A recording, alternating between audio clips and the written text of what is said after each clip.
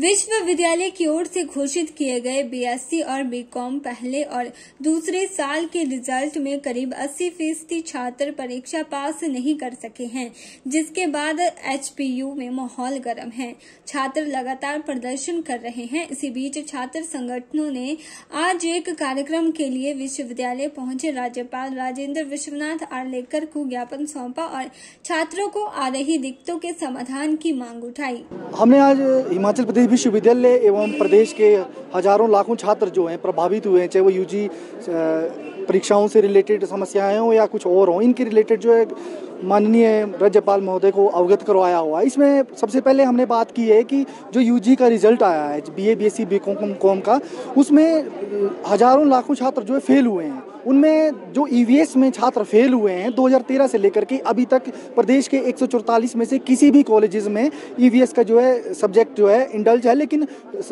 Teachers नहीं है। तो हमने डिमांड करी है कि इनको जो है प्रमोट किया जाए, क्योंकि जब यूनिवर्सिटी या प्रदेश सरकार 2013 से लेकर के 2022 तक इतने लंबे टाइम पीरियड तक जो है इंटीरियर एरिया या प्रदेश के जो है राजधानी के साथ लगते हुए कॉलेजेस हैं, वहाँ पे भी अगर आप टीचर तक मुहैया नहीं करवा पा रहे हो तो आप किस हिसाब से जो है बात कर रहे हो कि आपकी एक क्वालिटी ऑफ एजुकेशन इम्पावर होगी। इसके अलावा हमने बात की है कि बहुत सारी दिक्कतें आई हुई हैं यूजी एग्जाम्स में, जैसे जो इन्होंने पेपर चेकिंग करवाई थी वो सारी ठेके के तहत करवाई है। तो बड़े सारे स्टूडेंट्स ऐसे हैं जिनको क्वायरीज हैं और हमने डिमांड करी है कि जो बच्चे पास पाए जाते हैं रिवैल्यूएशन में उनकी फीस को रिफंड किया जाए, क्योंकि अगर आप पास कर रहे हैं उन बच्चों को तो उनकी कोई गलती नहीं है। बच्चे काफ़ी सारे बच्चे हैं जिनकी जो +2 में उससे पहले की परीक्षाओं में 95% के आसपास के मार्क्स थे, लेकिन कॉलेजेस के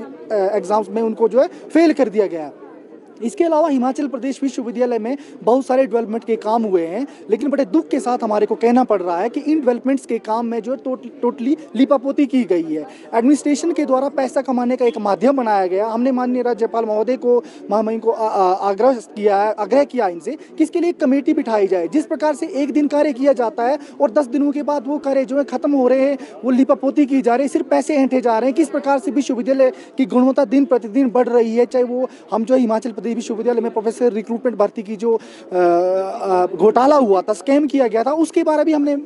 विश्वविद्यालय एनएसयूआई इकाई की तरफ से जो है राज्यपाल महोदय को अवगत करवाया है कि हिमाचल प्रदेश विश्वविद्यालय में जो टीचिंग भर्ती घोटाला हुआ है उसकी जांच की जाए, क्योंकि हिमाचल प्रदेश विश्वविद्यालय का स्तर दिन प्रतिदिन गिर रहा है। नैक की टीम अभी आई हुई है। हमने बड़ी साफ सी मांग, जो हमारी सबसे पहली मांग ये है कि विश्वविद्यालय की अगर हम हालत देखें तो जो हालत है वो बद से बदतर होती जा रही है, और उसका सबसे बड़ा कारण जो हमने एनालाइज भी किया चीज़ों को, विश्वविद्यालय के अंदर क्या है, स्थायी वीसी नहीं है। इसलिए हमने सबसे पहली डिमांड ये उठाई है कि विश्वविद्यालय के लिए जल्द से जल्द जो स्थायी वीसी है उसको रिक्रूट किया जाए। दूसरा, इसमें जो जितनी भी इरेगुलरिटीज़ हैं, चाहे वो आप ईआरपी के अंदर देखें, ईआरपी के इतने खस्ता हाल हैं कि उस खस्ता हाल के चलते हमारे जो अभी के रिजल्ट निकले हैं यूजी के, उन रिजल्ट के बहुत बुरे हाल हैं, और उसका सारा का सारा जो श्रेय जाता है वो हमारे जो ऑनलाइन पेपर चेकिंग हो रही है, जो ईआरपी के अंदर जितनी भी ऑनलाइन स्कैनिंग करते हुए जो पेपरों को चेक किया जा रहा है, उसकी वजह से सारी की सारी दिक्कतें पेश आ रही हैं, जिसके चलते जो बहुत से स्टूडेंट ने क्या है सुसाइड भी कमिट किए हैं। इसके अंदर जो हमारी और एक जो महत्वपूर्ण मांग है कि हमारे विश्वविद्यालय की अगर हम बात करें तो यहाँ पर लगभग 6 से 7 हज़ार स्टूडेंट जो पढ़ रहा है, लेकिन जो हॉस्टल की फैसिलिटी है वो लगभग 1000 से 1200 स्टूडेंट को यहाँ पे मिल रही है। यहाँ पे आए दिन जो राजनेता आते हैं और यहाँ पे शिलापट्टियाँ लगा के चले जाते हैं, लेकिन अगर हम हॉस्टल निर्माण की बात करें तो अभी तक भी जो हॉस्टल निर्माण का कार्य जो शुरू नहीं हुआ है। हॉस्टल की डिमार्केशन के लिए पैसा काफ़ी लंबे समय से यहाँ पे आया हुआ है, लेकिन उस पैसे को अभी तक इस्तेमाल नहीं किया जा रहा है। इसलिए हम यहाँ से ये मांग कर रहे हैं कि हर एक स्टूडेंट को हॉस्टल की फैसिलिटी जो है यहाँ पे दी जानी चाहिए। इसके साथ साथ जो हमने एक जो मुख्य हमारा मुद्दा हमने उठाया है, उसके अंदर जो ये सारी दिक्कतें हैं उसका जो एक